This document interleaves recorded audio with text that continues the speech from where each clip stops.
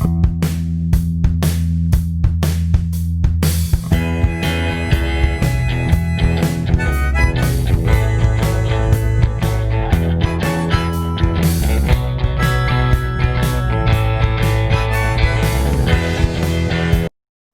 sejahtera Sobat Kristiani, kita bertemu kembali di channel kita Sobat Kristiani TV dan di program kita, program Renungan Malam.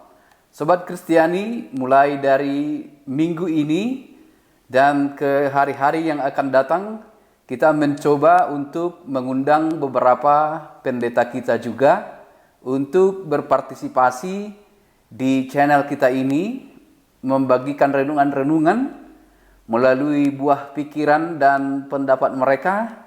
Kiranya kita juga diperkaya akan kebenaran firman Tuhan. Kami juga mengucapkan terima kasih bagi Sobat Kristiani, sobat kami yang telah mendukung channel ini hingga pada hari ini. Semoga kami dapat terus memberikan yang terbaik kepada Anda melalui setiap program yang ada di Sobat Kristiani TV ini. Renungan kita pada malam hari ini yaitu dari kitab Wahyu. Wahyu pasal 7 ayat 1 sampai dengan ayat 3, dan ini juga sekaligus menjadi ayat pertanyaan ataupun ayat khotbah di dalam pertanyaan kita, karena masih banyak dari antara kita yang belum bisa beribadah dalam pertanyaan secara bersama-sama dengan keluarga yang lain, tetapi kita tetap melakukannya di rumah kita masing-masing bersama dengan anggota-anggota keluarga. Wahyu pasal 7 ayat 1 sampai dengan ayat 3 demikian dikatakan. Kemudian daripada itu aku melihat 4 malaikat berdiri pada keempat penjuru bumi, dan mereka menahan keempat angin bumi, supaya jangan ada angin bertiup di darat, atau di laut, atau di pohon-pohon. Dan aku melihat seorang malaikat lain muncul dari tempat matahari terbit. Ia membawa materai Allah yang hidup, dan ia berseru dengan suara nyaring kepada keempat malaikat yang ditugaskan untuk merusakkan bumi dan laut. Katanya, janganlah merusakkan bumi atau laut atau pohon-pohon sebelum kami memateraikan hamba-hamba Allah kami pada dahi mereka. Demikian dituliskan. Setiap kita berbicara dari kitab Wahyu, hal yang paling utama selalu diingatkan kepada pikiran kita, yaitu Dia yang mengatakan Alfa dan Omega, yang awal dan yang akhir. Pesan itu sangat kuat kita temukan di setiap kita membaca kitab Wahyu, bahwa buku ini menegaskan kuasa dari Tuhan kita Yesus Kristus, yang Ia adalah Alfa dan Omega, yang awal dan yang akhir.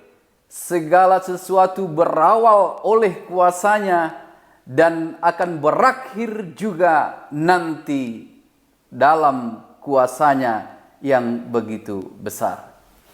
Dia, Tuhan kita Yesus Kristus, adalah Alfa dan Omega, yang awal dan yang akhir. Dan di sepanjang perjalanan waktu, dari awal hingga ke akhir, Dia tetap setia menyertai kehidupan setiap orang.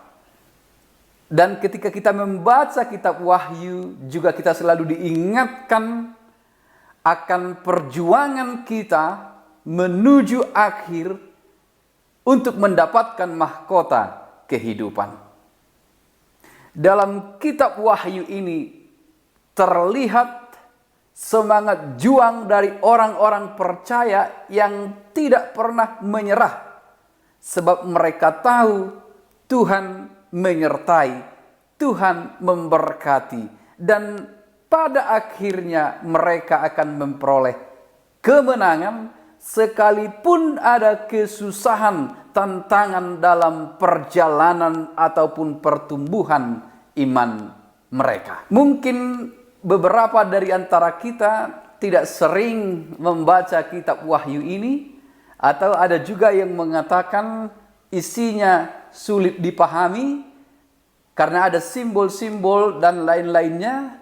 Tetapi sesungguhnya kitab Wahyu ini kitab yang luar biasa untuk menopang kesetiaan kita untuk tidak goyah dan tetap teguh beriman pada Kristus Yesus. Sebab kita akan menuju pada kemenangan pada akhirnya. Sebab kita akan memperoleh mahkota itu apabila kita setia. Hal pertama yang mau kita lihat dari nats kita ini, bahwa alam semesta yang sering juga disebut orang dengan 4 elemen. Elemen bumi, air, laut, udara. Ataupun itu semua alam semesta. Angin, laut, badai. Semua alam semesta ini berada di bawah kuasa Tuhan. Maka jika disebutkan pun dalam almanak kita untuk memelihara ciptaan atau menjaga alam semesta, menjaga ciptaan Tuhan, dasarnya adalah karena itu semua milik Tuhan dan dititipkan ataupun ditugaskan pada manusia untuk menjaga seluruh ciptaan itu. Ciptaan itu dan segala sesuatu yang ada di alam semesta, apapun namanya itu, berada di bawah kuasa Tuhan kita yang kita sebut tadi Alfa dan Omega itu. Tidak ada yang tidak berada di bawah kuasa ataupun pengawasan Tuhan. Disebutkan di sini bahwa ada malaikat yang akan merusakkan bumi dan laut.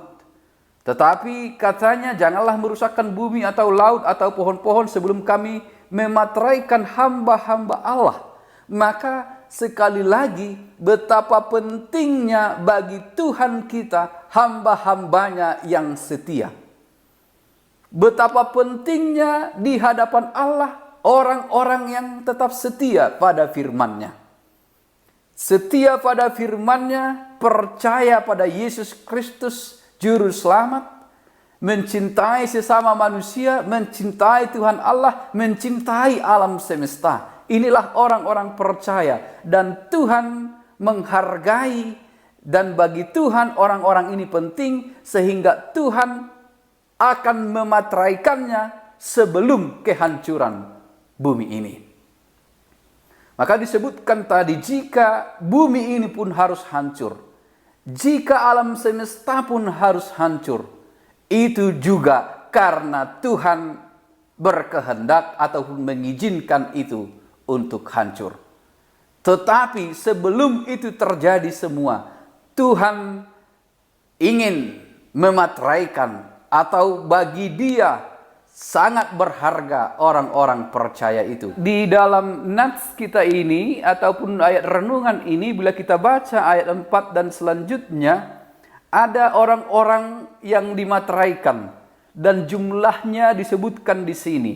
Tetapi kemudian itu tidak boleh menjadi satu pemikiran dalam diri kita bahwa ada keterbatasan orang-orang yang dimateraikan Allah. Ada jumlah orang-orang tertentu yang akan memperoleh keselamatan. Tidak. Bahkan penulis Wahyu pun menuliskan pada akhirnya ia juga melihat orang berduyun-duyun datang dan menyerukan haleluya.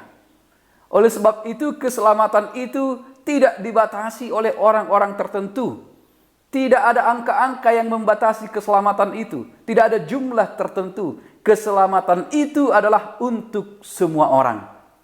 Keselamatan itu untuk semua orang yang percaya dan menerima anak domba Allah itu, yaitu Yesus Tuhan kita sebagai juru selamat bagi dia. Dari nats kita ini, sekali lagi, bila kita disuruh memelihara ciptaan, itu karena alam semesta berada di bawah kuasa Tuhan, dan Tuhan sendirilah yang menentukan apa yang akan terjadi bagi alam semesta dan segala isinya, pohon-pohon, laut, dan lain-lainnya. Itu semua berada di bawah kuasa Tuhan. Yang kedua juga yang mau disampaikan tadi dalam renungan kita ini, Kita begitu berharga di mata Tuhan. Orang-orang percaya begitu berharga di mata Tuhan. Oleh sebab itu, pesan yang terakhir adalah tetaplah setia.